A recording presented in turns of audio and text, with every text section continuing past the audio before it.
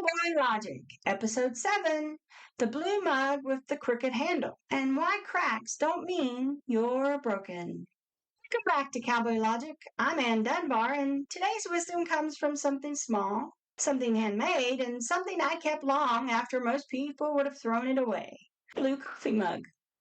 Store-bought, not polished or perfect, a mug made by hand and given to me by a neighbor when I was a teenager. Someone who cared enough to shape clay into something just for me. It's beautiful in its own crooked way, cracked in places and imperfect in every sense. But it has a lesson attached to it. One, I think, is worth sharing. As a teenager, my neighbor, a kind woman who loved pottery, handed me a mug she made herself.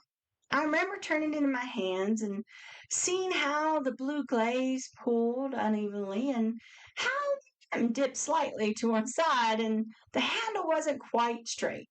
It was honestly a little lopsided and just a little flawed, but it was mine. I used that mug for years. It became my morning companion. Cocoa in the winter, tea or soup when I was sick, and coffee when I tried to feel grown up. Then one day I noticed it. A crack, thin but deep, running along the side like a scar. For a moment, I thought about throwing it out. That's what most people would do. A cracked handmade mug isn't exactly functional anymore, but something made me stop. I remembered the neighbor. She'd put her hands in clay, shaped it, fired it, and glazed it, then gifted it to me with love. Every crooked line, every uneven dip, every imperfection. It was part of the story, part of my story. So I kept it, crack and all.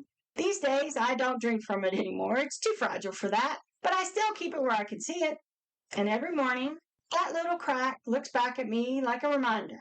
You don't have to be perfect to be useful. And you don't have to be flawless to be loved. Sometimes the cracks are where the truths come through. From a long line of people with cracks.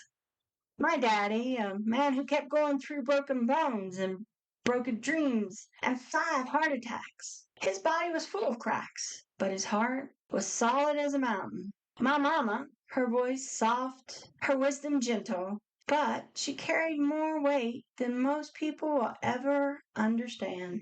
Meanwhile, my own cracks. Chronic illness, grief, loss, and years of feeling like I had to hide the broken places so people wouldn't turn away. But here's what I didn't realize for the longest time. Cracks don't mean you're weak.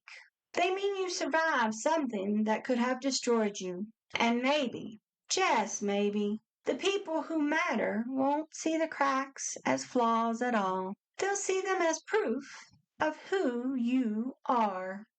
Every book I write has cracks. My characters, they're broken in ways that make them real. Gabriel thinks he has to carry the whole world on his shoulders, and Jeb hides his pain behind steadiness and loyalty. Anya's running from a past that mangled her spirit. Bet loves with her whole soul, but feels like she's not enough. And Garrett is strong and brilliant, and terrified of loss. I don't write perfect people. I write people with cracked mugs for hearts, and those cracks, they're where the story lives, where the healing begins, and where the light gets in.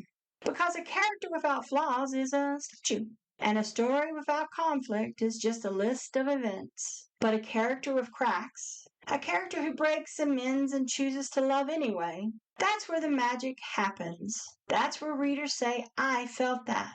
And that's where the truth is. Said I still have the cracked coffee mug. I don't use it anymore. It's too delicate, but I keep it on a shelf in my kitchen where I can see it, not as something broken, but as something that survived. Some things and some people aren't beautiful because they're perfect. They're beautiful because they're still here, cracks and all. Today's cowboy or maybe kitchen logic is this. You don't need to throw something away just because it's cracked.